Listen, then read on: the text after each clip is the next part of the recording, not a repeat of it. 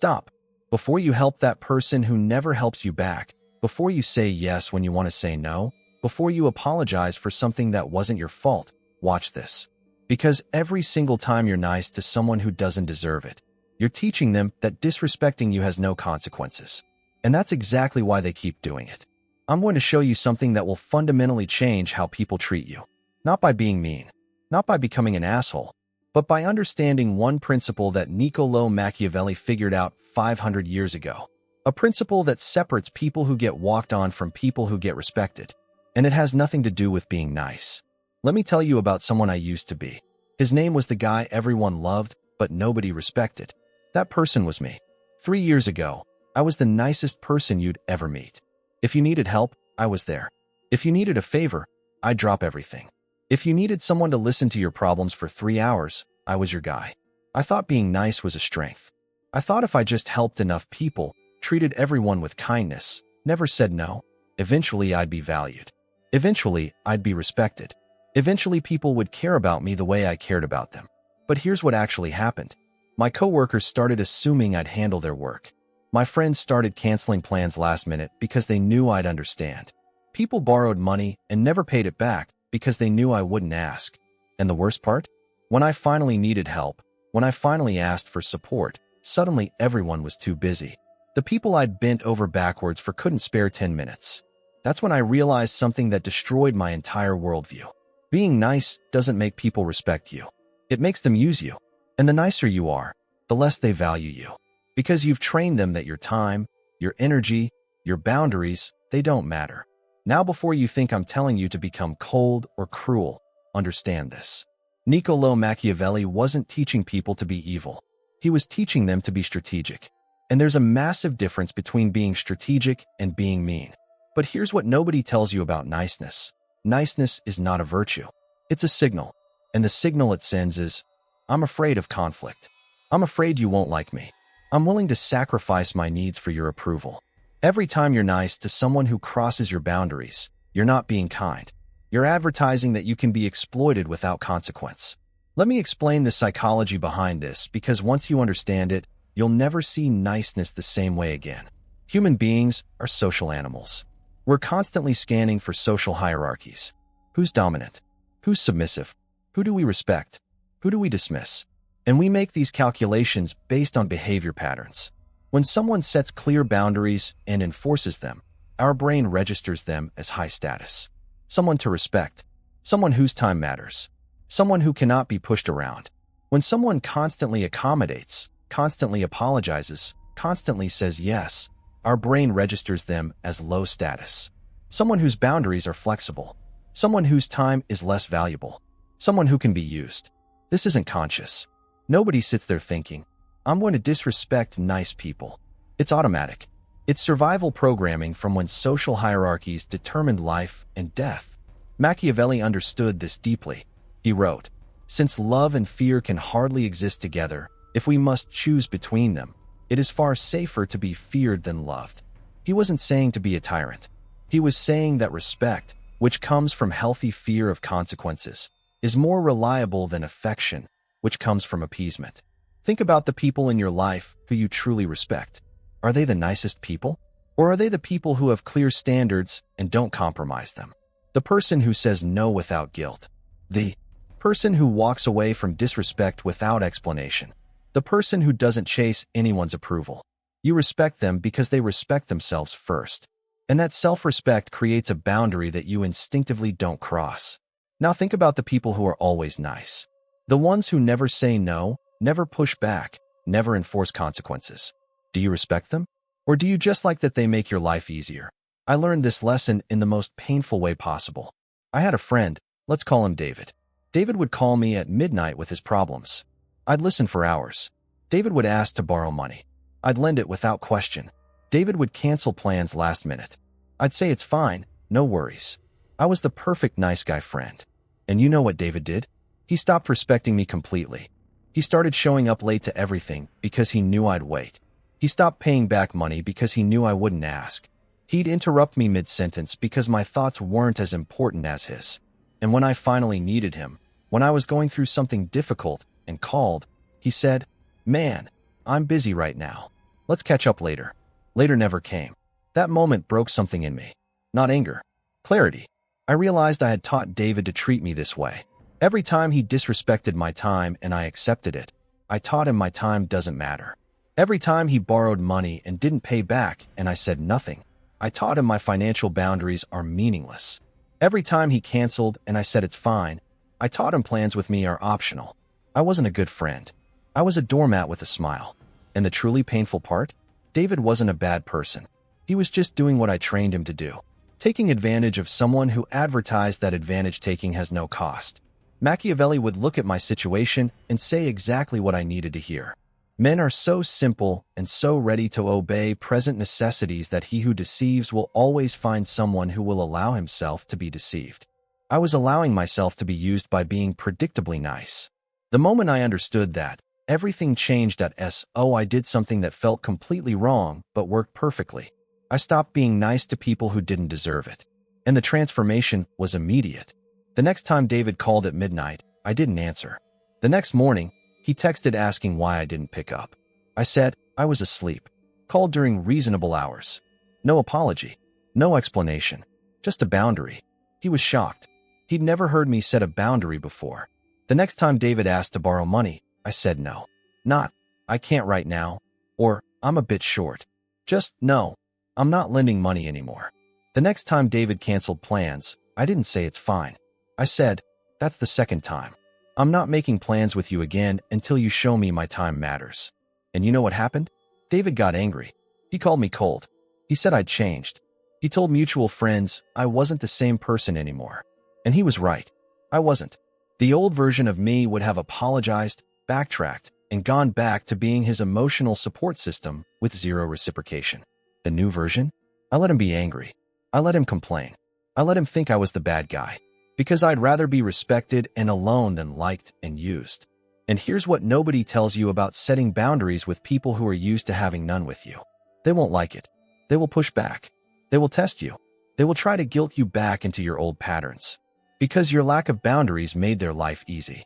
And people resist anything that makes their life harder, even if it's just basic respect. Machiavelli warned about this.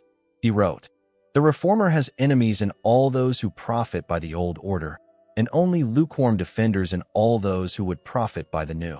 When you stop being the nice person who absorbs everyone's problems, the people who benefited from your niceness become your enemies. They don't want you to change because your change requires them to respect you. And respecting you is less convenient than using you.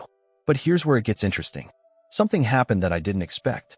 The people who genuinely cared about me respected the boundaries. And the people who didn't, they disappeared. And that disappearance was the greatest gift. Within 3 months of enforcing boundaries, my entire social circle transformed. David disappeared. Good. He wasn't a friend. He was someone who enjoyed the benefits of my friendship without any of the responsibilities. But other people? They stepped up. When I stopped being available to everyone, the people who valued me made sure they didn't lose access. They started respecting my time. They started reciprocating help. They started treating me like someone whose presence mattered. And new people came into my life. People who saw me enforcing boundaries and thought, this person respects themselves. I can respect them too. Because confident people are attracted to other confident people. And users are attracted to people pleasers. When you stop being a people pleaser, you stop attracting users. This is what Machiavelli understood that most nice people never learn. Your boundaries aren't walls that keep people out, that they're filters that let the right people in and keep the wrong people out. When you have no boundaries, everyone has access. The good and the bad. The respectful and the disrespectful. The givers and the takers. You become a free resource that anyone can use. But when you have clear boundaries that you actually enforce, you become selective, valuable, respected, because scarcity creates value, and boundaries create scarcity. Think about expensive restaurants. They don't accept everyone. They have dress codes, reservation requirements, behavior standards. And because of those boundaries, eating there feels special. Now think about fast food. No standards, no requirements. Anyone can walk in. And because there are no boundaries, there's no prestige. You are not fast food. You are not a resource that anyone can access anytime for any reason. You are valuable. But your value is only recognized when you treat yourself as valuable. And treating yourself as valuable means having standards for how people treat you and enforcing those standards without guilt. Now, this is where most people get stuck. They understand they need boundaries. They know being too nice isn't working. But every time they try to enforce a boundary, they feel guilty. And that guilt pulls them right back into being a doormat. Let me tell you why that guilt exists and why you need to ignore it. You've been conditioned your entire life to believe that being a good person means being accommodating. Your parents taught you to be nice. Your teachers rewarded you for not causing trouble. Society told you that kind people always help, always forgive, always understand. So when you enforce a boundary, your brain says, wait, this feels selfish. Good people don't do this. But here's what they didn't teach you. There's a difference between being kind and being a martyr. Kindness is helping people in ways that don't destroy you. Being a martyr is sacrificing yourself for people who don't appreciate the sacrifice. Kindness is reciprocal. Martyrdom is one-sided. Kindness builds mutual respect. Martyrdom builds resentment. You on one side, resenting that you're being used. Them on the other side, resenting that you finally stopped. Machiavelli would tell you that guilt is a tool people use to control you. And if you let guilt control your decisions, you'll spend your entire life serving people who don't serve you. The guilt you feel when you say no, that's not your conscience. That's conditioning. It's the voice of everyone who benefited from your lack of boundaries, programmed into your head, making you feel bad for protecting yourself. And the moment you recognize that guilt is not moral guidance, it's social control, you can start ignoring it. Here's what I started telling myself every time guilt crept in. If this person respected me, they wouldn't put me in a position where I need to enforce this boundary. If someone asks you to do something unreasonable and you feel guilty for saying no, the problem isn't your no. The problem is their unreasonable request. If someone gets angry when you set a boundary, the problem isn't your boundary. The problem is they were benefiting from your lack of boundaries. Your guilt is protecting their convenience at the expense of your dignity. And that trade is never worth it. Now, you might be thinking, this all sounds good, but how do I actually do this without becoming an asshole? And that's the right question, because there's a difference between being respected and being hated. Let me show you exactly how to set boundaries that create respect. Machiavelli wrote, "It is better to be feared than loved, if you cannot be both." But here's what most people misunderstand about that quote. He's not saying to be cruel. He's saying that if you have to choose between being liked and being respected, choose respect. Because people who like you without respecting you will use you. People who respect you will treat you well even if they don't like you. But the goal isn't to be feared. The goal is to be both respected and liked by people who deserve access to you. And that requires strategic niceness, not universal niceness. Strategic niceness means you're kind to people who have earned kindness through reciprocity and respect. You're not kind to people just because they exist. You don't help everyone. You help people who would help you. You don't forgive everything. You forgive mistakes from people who genuinely care. You don't say yes to everyone. You say yes to people whose requests are reasonable and who respect your numbers. This isn't being mean. This is being smart. Because your time, energy, and emotional capacity are finite. If you give them to everyone, you have nothing left for the people who actually matter, including yourself. And when you have nothing left for yourself, you become resentful, exhausted, and bitter. That bitterness leaks into everything. You start hating the people you help. You start regretting your kindness. You become the person who says, "I do everything for everyone and nobody appreciates it." And you're right, but it's not their fault. It's yours. Because you never taught them to appreciate it by making your help conditional on respect. Here's the framework I wish someone had taught me 10 years ago. I call it Machiavelli's respect protocol. It's not about being nice or mean. It's about being strategic with who deserves what from you. There are 3 levels of people in your life. Level 1 is earners. These are people who have demonstrated through consistent action that they respect you, reciprocate, and value your presence. These people get the best version of you. Your time, your help, your energy, freely given because they've earned it. Level 2 is testers. These are new people, acquaintances, people you don't know well yet. They haven't earned unlimited access, but they haven't disqualified themselves either. These people get conditional niceness. You'll help, but you're watching. Does this person say thank you? Do they reciprocate? Do they respect your boundaries when you set them? If yes, they move to level 1. If no, they move to level 3. Level 3 is takers. These are people who have proven through their behavior that they see you as a resource, not a person. They take your help, but never offer theirs. They waste your time and don't value it. They cross boundaries and get defensive when you enforce them. These people get nothing. Not your time. Not your help. Not your emotional energy. Nothing. And you don't feel guilty about it because they showed you exactly who they are. Most people make the mistake of treating everyone like level 1. They give their best to strangers, takers, and earners equally. And that's why they get drained. Because takers consume unlimited energy, and you're giving it to them. The strategic approach is to start everyone at level 2 and let their behavior determine where they go. You don't assume everyone deserves your best. You make them earn it. And you don't feel bad about having standards because having standards is what separates people who get respected from people who get used. Now here's where most people fail. They understand this framework intellectually, but when it's time to actually enforce it, they can't do it. Because enforcement requires something most nice people have never developed. The willingness to let people be disappointed in you. When I first started setting boundaries, I failed constantly. Not because I didn't know what to do, but because the moment someone looked disappointed or upset, I would cave. I'd apologize. I'd backtrack. I'd go back to being the nice guy who never says no. And every time I did that, I taught them that my boundaries were negotiable. That if they just pushed hard enough, guilt-tripped effectively enough, or acted hurt convincingly enough, I would fold. Machiavelli understood this completely. He wrote, "Men are so simple and so ready to obey present necessities that he who deceives will always find someone who will allow himself to be deceived." People will test your boundaries, not because they're bad people, but because humans naturally push until they hit resistance. If your boundary has no resistance, it's not a boundary. It's a suggestion, and suggestions get ignored. So here's what changed everything for me. I stopped caring if people were disappointed, not in a cruel way, but in a strategic way. If someone is disappointed because I won't let them disrespect me, that disappointment is their problem, not mine. If someone is upset because I won't drop everything to solve their crisis that they created, that upset is not my responsibility. If someone thinks I've changed because I stopped being a doormat, they're right. And I don't owe them the old version of me. The old version was dying, drowning in other people's problems while nobody cared about mine, exhausted from giving to people who never gave back, resentful and bitter and wondering why being nice never worked. That version of me wasn't happy. He was tolerated. And I don't want to be tolerated. I want to be respected. And respect requires enforcement. When someone crosses a boundary, there must be a consequence. Not a punishment. A consequence. The natural result of their action.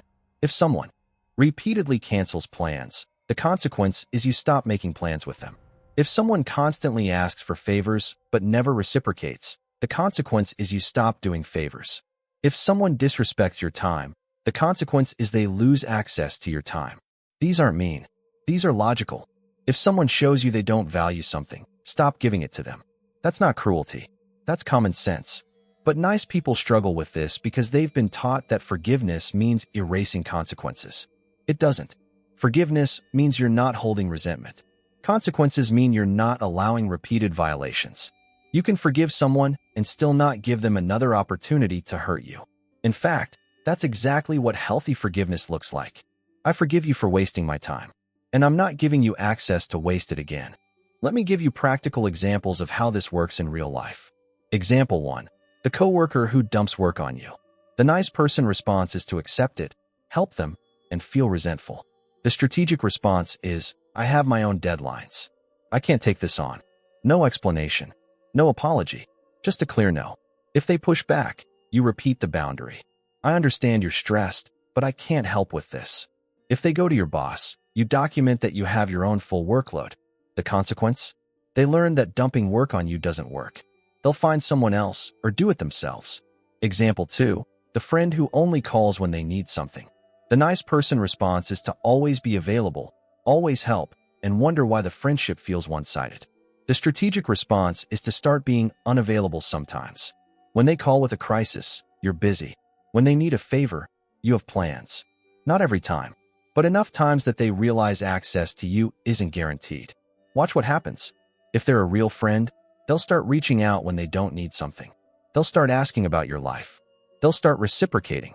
If they're a user, they'll get frustrated and distance themselves. Perfect.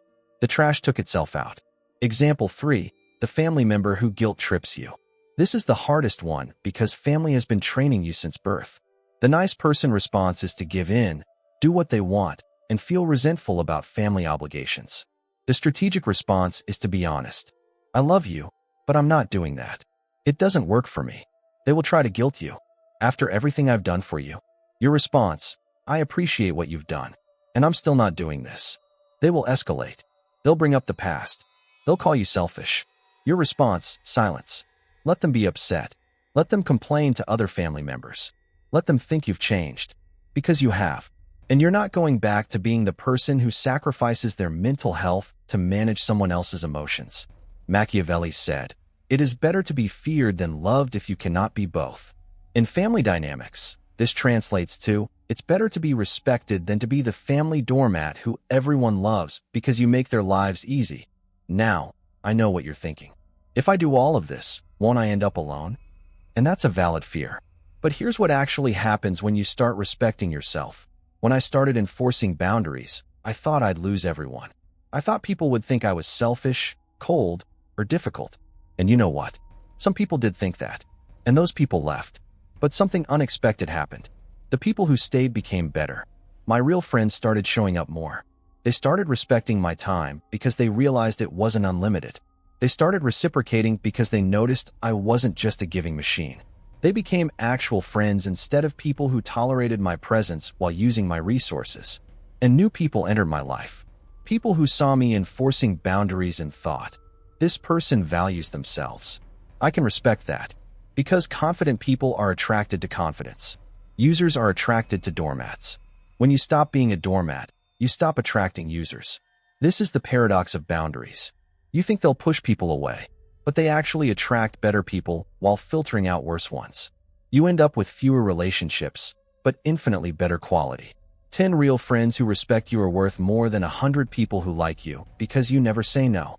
Machiavelli understood this when he wrote, "Everyone sees what you appear to be, few experience what you really are." When you appear to have no boundaries, everyone sees you as easy, accessible, usable. When you appear to have strong boundaries, people see you as valuable, worth respecting, worth the effort to maintain a relationship with. The relationships you lose when you start setting boundaries weren't real relationships. They were transactions. You gave, they took. You sacrificed, they benefited. You bent, they pushed. Those aren't friendships. Those are exploitation arrangements with a smile. Let me be completely honest with you about what happens when you make this shift. It's not smooth. It's not comfortable. And it's not instant. The first month of setting boundaries is the hardest month you'll experience. Because you're fighting against years of conditioning, years of being the nice person who never causes problems, years of believing that your value comes from how much you give to others. Every time you say no, your brain will scream at you that you're being selfish. Every time someone gets upset with you, you'll want to apologize and fix it. Every time you enforce a consequence, you'll feel guilty. This is normal. This is your old programming fighting for survival. Because that programming kept you safe. Maybe it didn't make you happy, but it kept you from conflict, from confrontation, from the risk of being disliked. And your brain interprets being disliked as a threat to survival. But here's what you need to understand. That safety was an illusion. You weren't safe. You were being slowly destroyed by resentment, exhaustion, and the crushing weight of everyone else's problems. You were safe from external conflict, but dying from internal collapse. Setting boundaries trades external comfort for internal peace. And that trade is worth it every single time. The second month gets easier. You start to notice that the world didn't end when you said no. The people who matter didn't abandon you. And the people who did leave weren't worth keeping anyway. You start to feel something you haven't felt in years. Lightness, energy, space. Because you're no longer carrying the emotional weight of everyone around you. You're no longer responsible for managing other people's feelings while ignoring your own. By the third month, it becomes natural. You don't have to think about enforcing boundaries. They're just part of who you are now. People stop testing you because they've learned the boundaries are real. And something incredible happens. You start to like yourself again. Because self-respect isn't something you think your way into. It's something you act your way into. Every time you honor a boundary, you tell yourself, I matter. Every time you say no to someone who doesn't deserve yes, you tell yourself, my time has value. Every time you walk away from disrespect, you tell yourself, I will not tolerate this. And slowly, you start believing it. Not because someone told you that you matter, because you showed yourself through your actions. Machiavelli spent his life studying power. Not how to be cruel, but how to be effective. How to survive in a world where being too soft gets you destroyed. And one of his most important observations was this. The one who adapts his policy to the times prospers, and the one whose policy clashes with the demands of the times does not.